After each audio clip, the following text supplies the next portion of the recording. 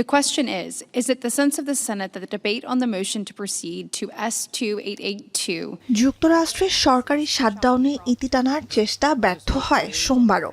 পার্লামেন্টের উচ্চকক্ষ সিনেটে রিপাবলিকান ও ডেমোক্র্যাট দু দলের প্রতিনিধিরাই ভোটের মাধ্যমে সিদ্ধান্ত জানানোর চেষ্টা করলেও তা সফল না হওয়ায় সপ্তম দিনে গড়ায় শাটডাউন। আমি বুঝি নির্মাণের শিল্প, সালাম স্টিল বোঝে ডিউরেবিলিটি। সালাম স্টিল, মোস্ট ডিউরেবল স্টিল। $1,70,000 কোটি তহবিল আটকে যাওয়ায় বন্ধ রয়েছে সরকারি সংস্থাগুলোর প্রাতিষ্ঠানিক কার্যক্রম।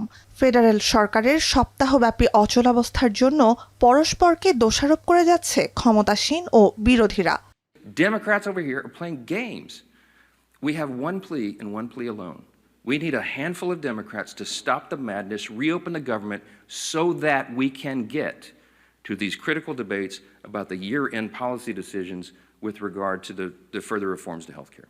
And neither Leader Schumer or myself have heard a word from the administration about resolving this issue, making clear to us that the White House wanted to shut the government down, to continue the chaos that they've been inflicting on the American people since day one of this presidency. বিতর্কের মধ্যেই শাটডাউনে ইতি টানতে ডেমোক্র্যাটদের সাথে আলোচনা এবং সম্ভাব্য চুক্তির বিষয়ে ইতিবাচক আভাস দেন মার্কিন president Donald Trump. We are speaking with the Democrats and some very good things could happen with respect to healthcare. কিন্তু আলোচনা চলমান জানিয়েও কিছুক্ষণের মধ্যেই সুর পাল্টান প্রেসিডেন্ট। সামাজিক মাধ্যম ট্রুথ সোশ্যালে জানান শাটডাউন শেষ হলে তবেই স্বাস্থ্যসেবা নিয়ে বিরোধীদের সাথে কাজ করতে রাজি হবেন তিনি।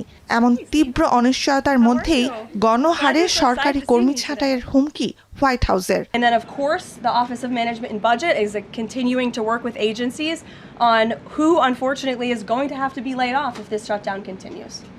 শাটডাউন দীর্ঘায়িত হতে থাকায় প্রভাব পড়ছে মার্কিন পুঁজিবাজারগুলোতেও। ডো জোন্স সহ বিভিন্ন সূচকে দেখা গেছে দরপতন। নুজহাত কামাল, এখন বিশ্ব।